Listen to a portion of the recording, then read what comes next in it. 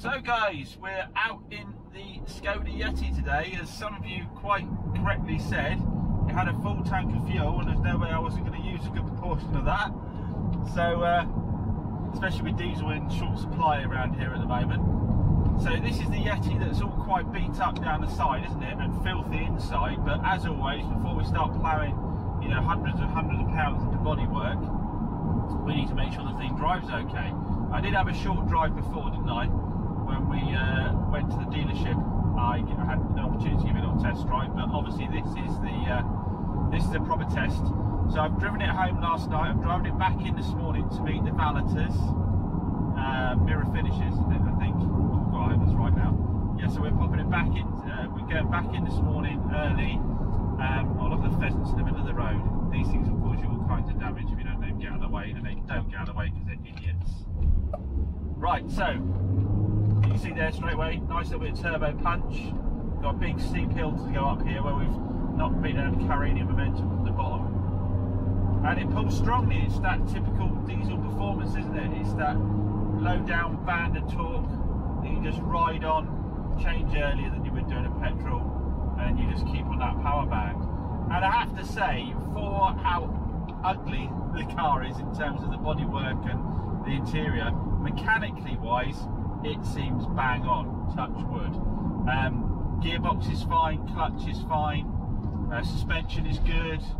It's a little bit wallowy compared to the little stuff I drive around normally, but then this is the 4x4, so it's jacked up a bit, and it is designed, get out of the middle of the road mate, it is designed to yeah, to have that ground clearance, have that kind of ride. But yeah, it's got a 6-speed box. You can poot around in 5th gear pretty much all of the time without having to change much at all, because it's got that say big fat torque band on it.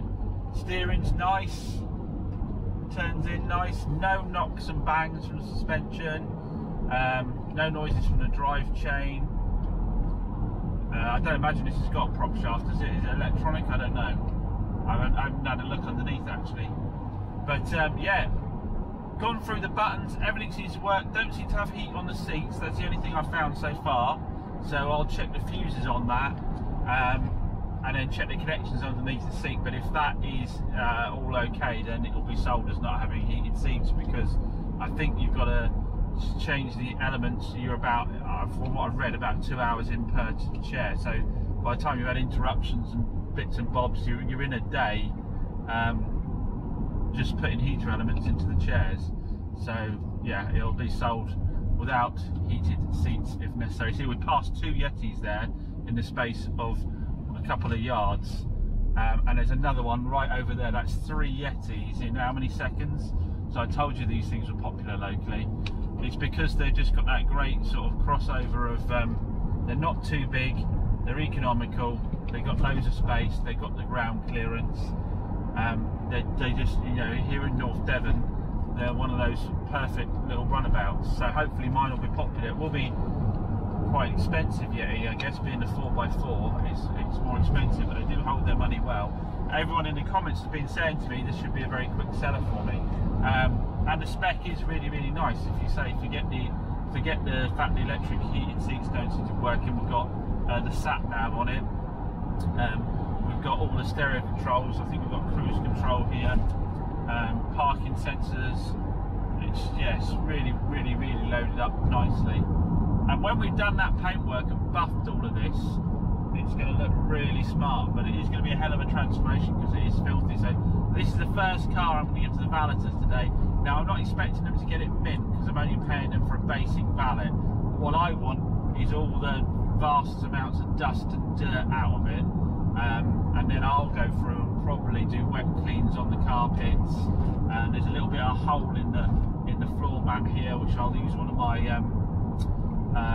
little patches I've got, sticky back patches, to cover that up before I put the floor mats back in, because it has got floor mats which will all need a really good clean. Then I'm going to go through and probably scrub the plastics with a soft brush and some G101 before treating them with the plastic shine, otherwise they won't come up well enough. I'll machine polish the body. Unfortunately Davey can't come in quite as quickly as hoped to get the side done, but if I machine polish the rest of the body, do all the cleaning, and then Davey does his paint, I will have to probably re-hoover again because there will be a small amount of filler going in it, I would have thought.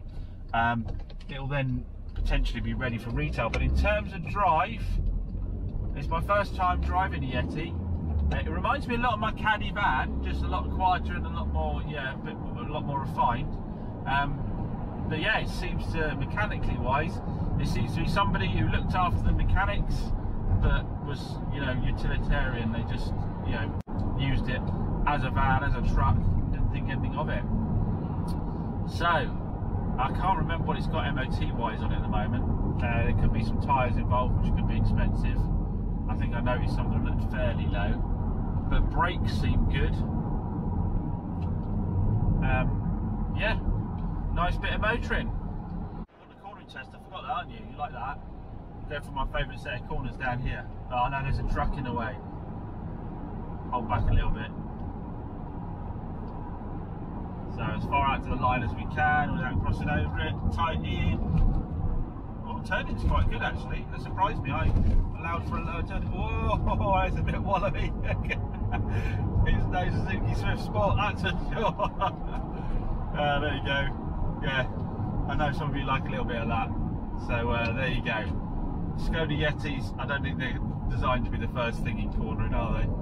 But that wasn't too bad really, it wasn't too bad. It's got quite wide tyres on it, so it gripped in there. But like I say, the turn in, I kind of adjusted for it being not quite so sharp then, and it almost caught me out. Well, while we're stuck behind the truck, guys, I thought I would give you a little update on some of the private purchases that I've been made aware of recently from people fairly close to me. Give you a little update on them. I mentioned my friend's son that bought the Audi A3 diesel 2008, I think it was, S-Line, that I recommended he didn't for the complications on it. That's the one that went bang on the way home.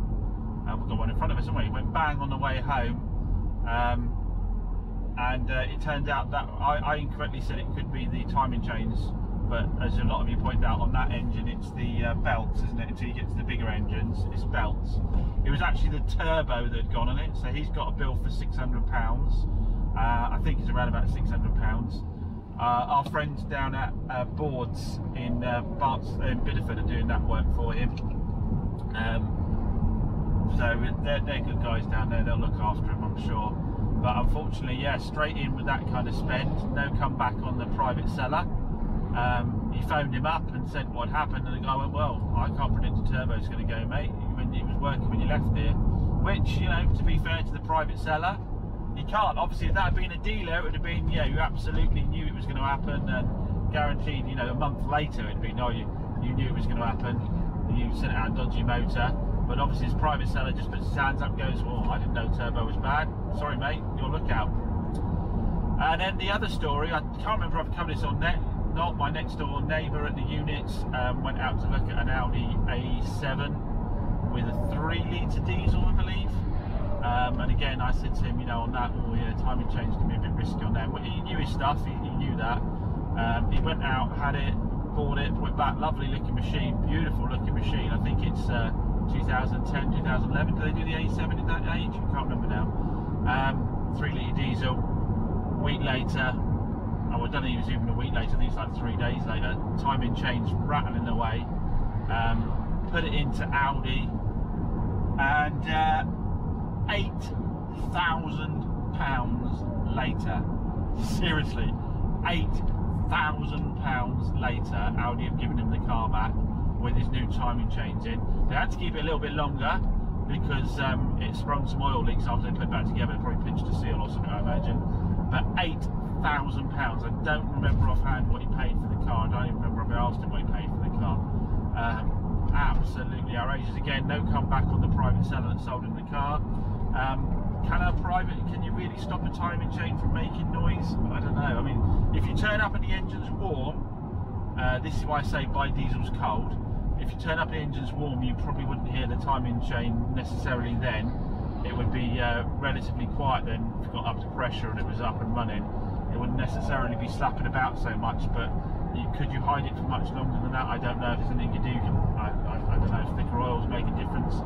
Again, it might just be really bad luck, but that's the only 2 private purchases I'm aware of you know, that people around me, and they've both had problems straight away. And it's like I explained to my friend.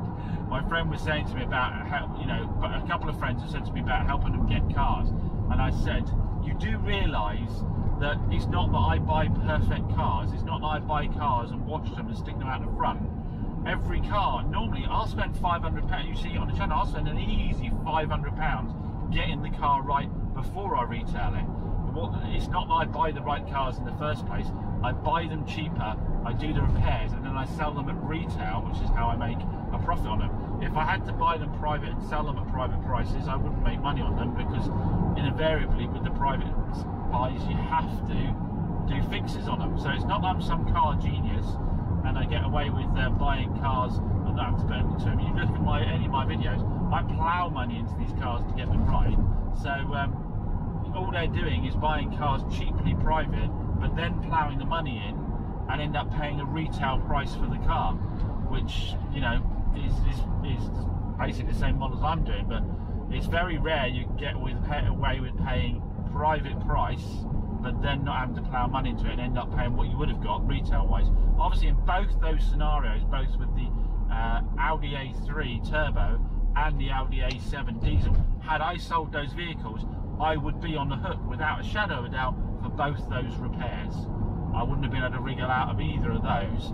It would have been within 6 months. I'd have to prove there weren't a fault when the vehicle left, which I wouldn't be able to prove necessarily. And plus, you know me, I would I'd tell someone to go jog on anyway. So that's just the way it is. I'd have picked up the bill for both of those. So every now and then in the comments you get these people say, I absolutely don't buy off dealers, they're a rip-off, this, that and the other. I always buy private. Yeah, you always buy private, and then no doubt then go and spend a load of money getting the cars up to a retail standard a lot of the time. Again, it is possible to luck out. You know, like your subscriber cars, guys, as a general rule, they don't need a huge amount of money spent on them. They always still need money spending on them, because obviously, you know, I have to send them out advisory free MOTs, I get all the body work done on them, but you're normally honest up front and straight and tell me what problems it has beforehand, so I know how much I want to put into it. So I'm not slagging private sellers off, because obviously things can happen. No one's got a crystal ball. Unfortunately, the belief is that all dealers do have a crystal ball, but all private sellers are innocent until proven guilty and weren't aware of the fault. But yeah, unfortunate for those guys. I don't like to see anyone have to get big bills, but this is why I recommend small, simple petrol engines. He says he drives a 2-litre diesel with probably no doubt a dual mass flywheel, a turbo, and a diesel particulate filter. But you know the reason I did this is that bulk buy to get into the dealerships. Anyway, I thought it was just a bit of interesting stuff there on what's been happening with the people around me that have been buying private cars. To be honest, by the time I've done all that waffling, this is probably an entire video's content anyway, isn't it? Don't like to get into half-hour videos, so if it is, thanks for listening to my waffling, guys. And I'll catch you again later when we'll see the transformation on this Skoda. Thanks as always, really appreciate it. Catch you later, bye.